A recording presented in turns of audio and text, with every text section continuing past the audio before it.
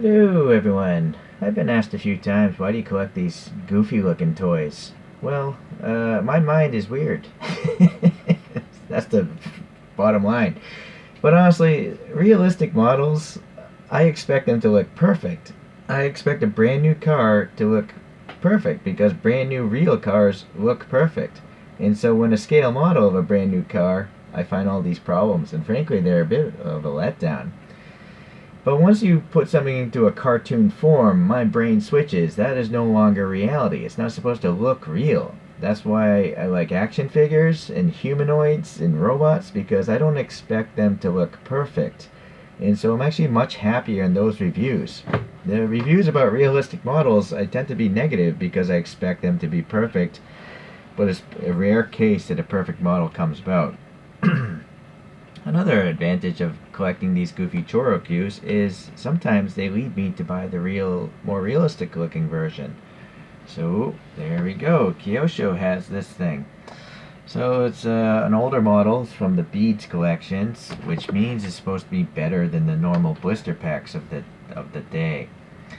So let's get this thing open here. Let's take a look. Yeah, all right. It's going to be licensed. Kyosho's a real company. They're not a fly-by-night operation. But I don't know if it actually says Nissan on here. I don't see a date either, so that's unfortunate. Yeah, the blister pack ones usually have a date on it, but not this one. Alright, let's get this thing open.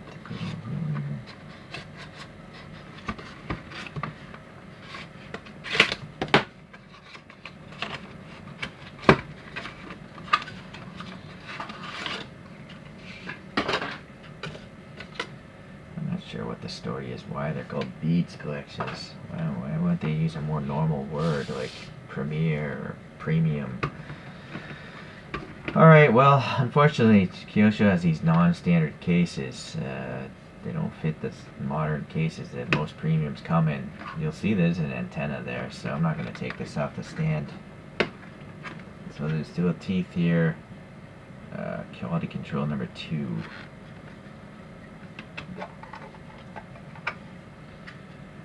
I kind of feel like this is faded a little bit, like it was in the window display for a while.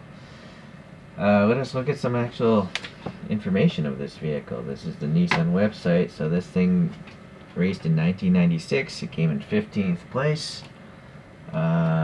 Just reading that text there on the left side. I know it's rear-wheel drive. They couldn't make it all-wheel drive like the street car. 2.8 liter twin turbo 6, standard for a GTR. Hasemi was one of the racers of this guy. Yeah, alright. Running 18-inch wheels. I always find the wheel size interesting.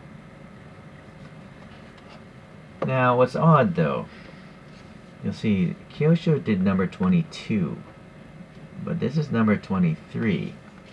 So let me pull up this other picture I found. There they are at the race. Number 22 is a completely different livery.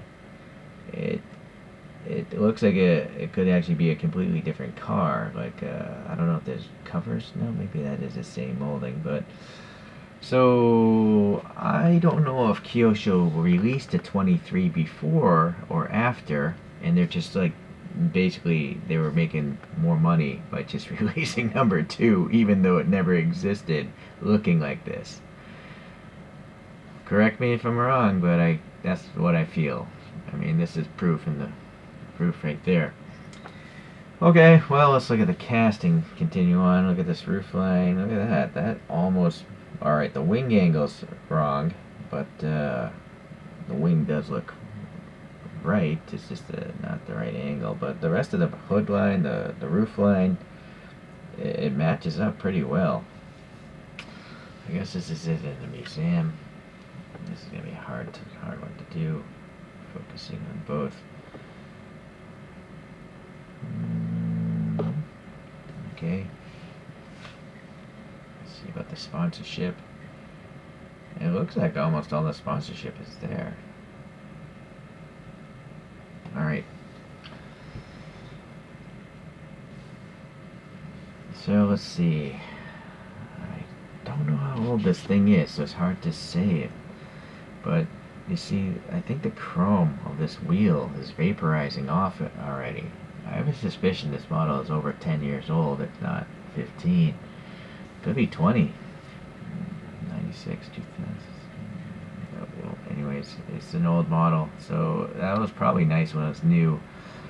The inside here, you have all those perimeter bolts looking good. Even this nut there is a hexagon, and it has a recess for the axle.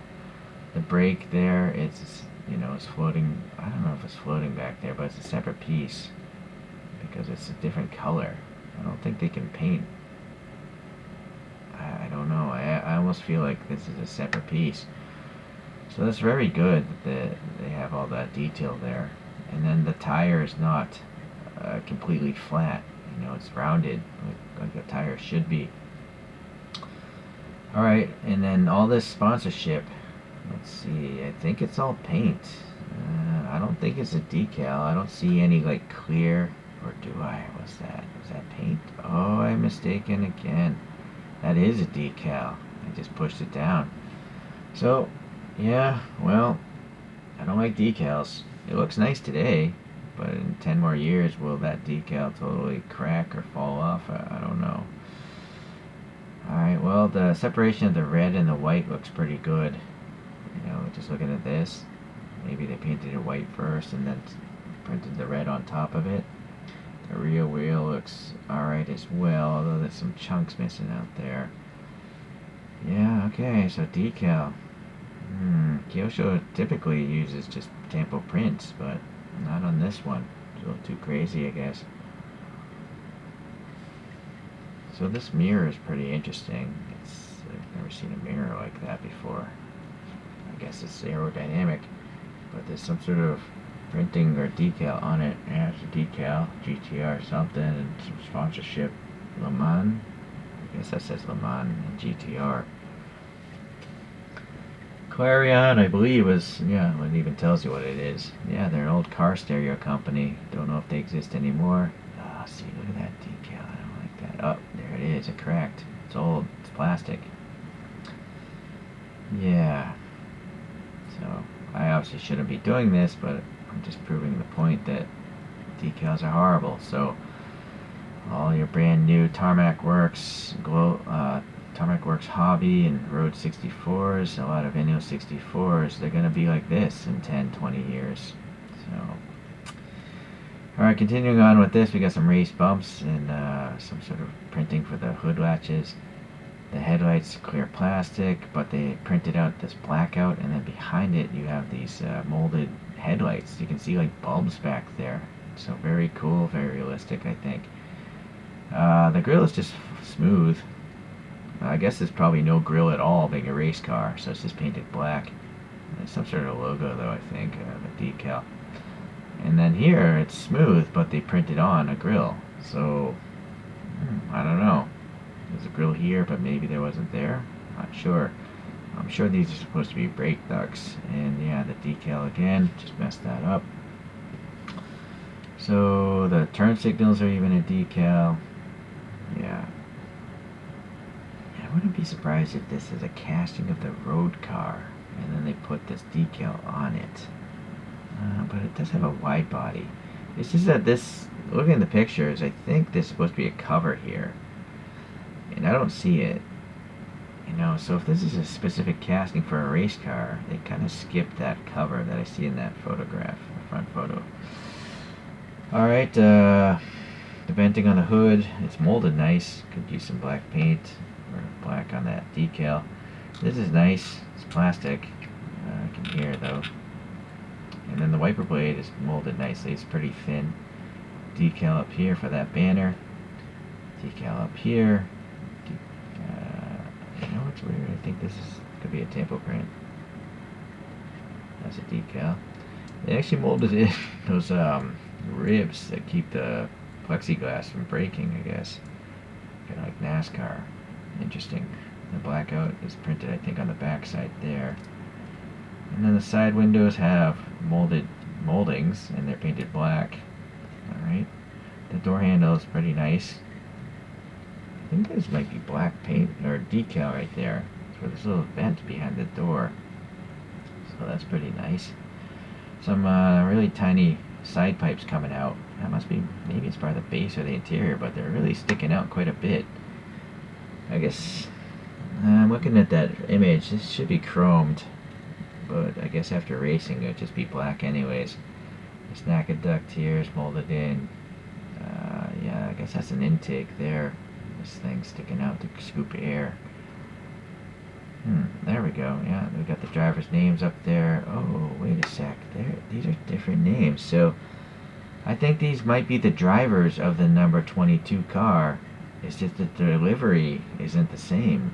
So interesting. I find this antenna quite interesting. It's plastic. It looks like this fishing line. It's clear. So that's interesting because, you know, a real antenna, I can barely see that on the side photos. I can't see the antenna. I only see the base of it. So if you don't really see the antenna in real life, maybe it makes sense to have a clear antenna. And also, if it's fishing line, it's going to be really durable, right? I don't know, of course. I don't know if that's fishing line or not. I'm just guessing.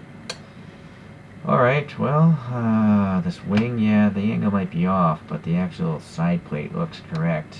You know, this is just a triangle. It's just that this should be canted downwards more. Really cool struts, though. Look at this. There's actually air passing between. I would think most companies would just make that solid. But Kyosho did it right there. That's pretty impressive, actually. Alright, let's go around more to the back. And then we have the clear taillights. No complaints there. A lot of depth to them because it's light bouncing around. Yeah, that is just a blank panel. I almost feel like there should be exhaust tips there, but I'm looking at that rear photo. I don't see anything. Alright, so we got silver and orange for the turn signals. It's just a white bar, though, on that rear photo of the 23 car. So maybe 22 did have the orange, but I don't have a rear photo of it. And then, what the heck are these things? I think these must be vents. Can't tell in that photograph. Emergency. No, the tow hook is supposed to be here. That's what that arrow indicates. There's supposed to be some diffuser vanes, and actually, nowadays, I do see them. You know what? Maybe I will take this off the stand, because that antenna seems kind of durable.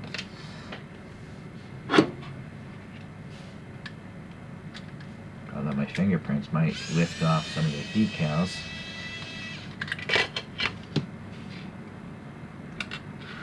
Well, it's screwed together, so we might have to take that apart. I guess there's nothing else to talk about on the outside of this thing. It is interesting, though. Where is the fuel filler? You know, those two round stainless steel ports. Well, I don't see it. Maybe it's in the trunk. This is an interesting base. I mean, how they molded in this exhaust, you know, that's really cool. Very neat. Yeah, some undercarriage, some diffusers. Oh, but wait, what's going on here?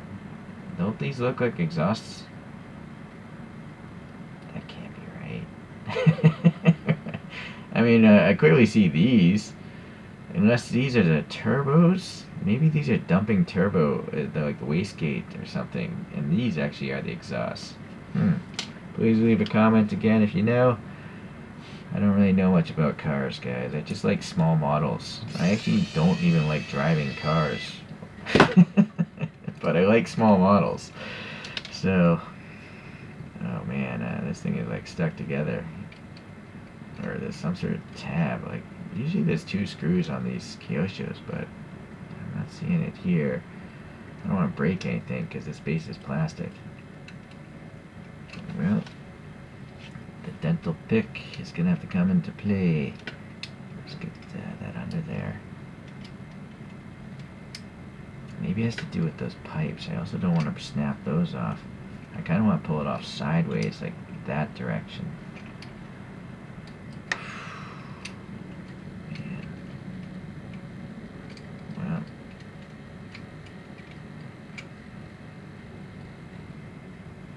Something holding it up front. I'm afraid it's a fail there on the opening of this thing.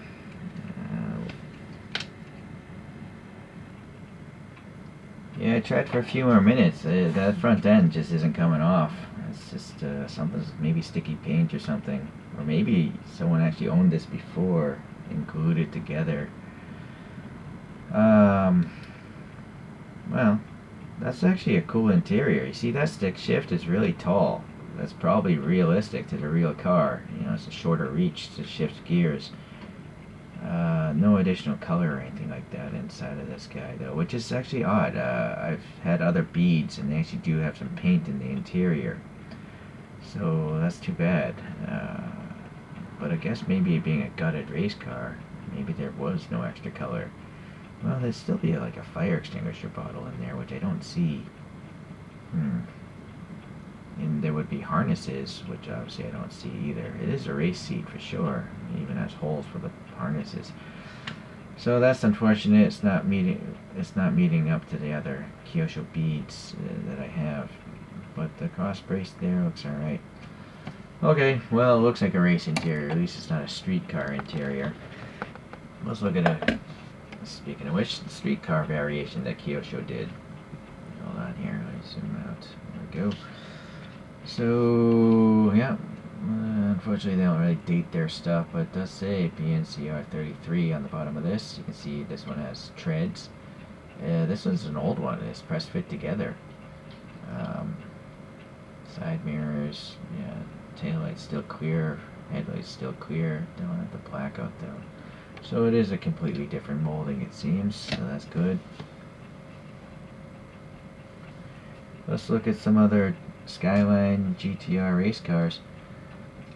The one that started it all is the Hakosuka, I believe. I think those are the first race cars. They really built up the legend of Godzilla. That one's by Kyosho as well. This next one's by TLV. A recent release of this, I think it's like a DR30 of some sort that Haseme has driven. It just says Super Silhouette. It doesn't tell the body code though. Alright.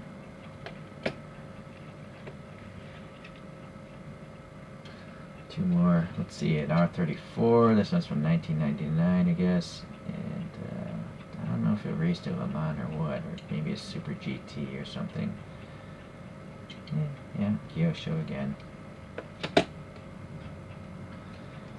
And then the R35, pretty weird looking race car, but it's just the R35 is kind of a weird looking GTR. It's really strange that Nissan hasn't updated that thing. I mean, I guess they just re-released it, a new model that looks pretty much the same as the last over a decade of GTR 35s. Alright, well, that's some racing action in one road car. In general, yeah, Kyoshos are great. All these other Kyoshos are just the blister pack ones, so they don't have an antenna. But you do see the side mirrors on most of them, and, well, just black interiors.